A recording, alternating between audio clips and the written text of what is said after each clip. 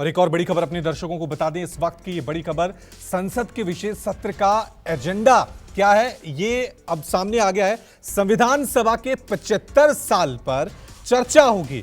मुख्य चुनाव आयुक्त के चयन से जुड़ा बिल इस विशेष सत्र में पेश किया जा सकता है। Post office bill, advocate bill पर चर्चा होगी।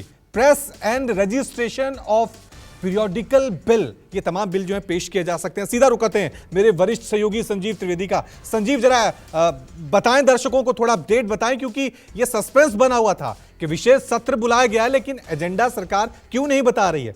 अब क्या जानकारी सामने आई है? यहाँ इसको लेकर के काफी राजनीति हो रही थी कि आखिरकार सरकार क्यों नहीं बता रही है जो विशेष सत्र का एजेंडा है, लेकिन वो सामने आ गया है। और सबसे प्रमुख बात जो इस 5 दिन के सत्र में होनी है वो ये है कि आजादी से लेकर अब तक जो 75 साल बीते हैं, तो संविधान सभा से अब तक जो यात्रा रही है, संवैधानिक यात्रा, जो संसदीय यात्रा रही है, उस पर चर्चा होगी। उसमें क्या उपलब्धियां रही हैं, अनुभव कैसे रहे हैं, कौन कौन सी ऐसी यादें हैं और कौन कौन सी सीख है, इस पर चर्चा करेगी। और ये खास इसलिए हो जाता है कि यही वो सभा होने जा रही है जो कि पार्लियामेंट की पुरानी बिल्डिंग में होगी। और आप जानते हैं कि इसके बाद नई बिल्डिंग में सभाएं लगा करेंगी राज्यसभा और लोकसभा की। तो ऐसे जबकि बिल्डिंग में बदलाव होगा, ये टॉपिक रखा गया है कि आखिरकार हमारी जो यात्रा रही है, ये लोकतांत्रिक यात्रा 75 सालों की, उसके अनुभव कैसे रहे हैं।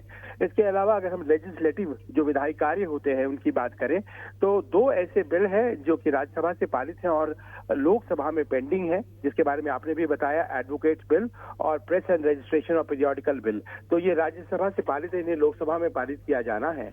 और 2 बिल ऐसे हैं जो कि राज्यसभा में है और स्टैंडिंग कमेटी को जो रेफर नहीं किए गए हैं, यानी कि राज्यसभा इसे पारित कर सकता है और लोकसभा में भेज सकता है। उसमें पोस्ट ऑफिस बिल के अलावा जो अहम बिल है जिस पर ध्यान सबों का जाएगा वो है चीफ इलेक्शन कमिश्नर और दूसरे इलेक्शन कमिश्नर्स के चयन का बिल। और आपको याद होगा ये बिल जो है पेश किया गया था राज्यसभा में 10 अगस्त को, और उस वक्त ये बहुत चर्चा हुई थी कि इसके कॉन्स्टिट्यूशन में बदलाव किया जा रहा है और चयन समिति में चीफ जस्टिस को हटा करके एक मंत्री को शामिल किया गया है और विपक्ष ने इसका विरोध किया था।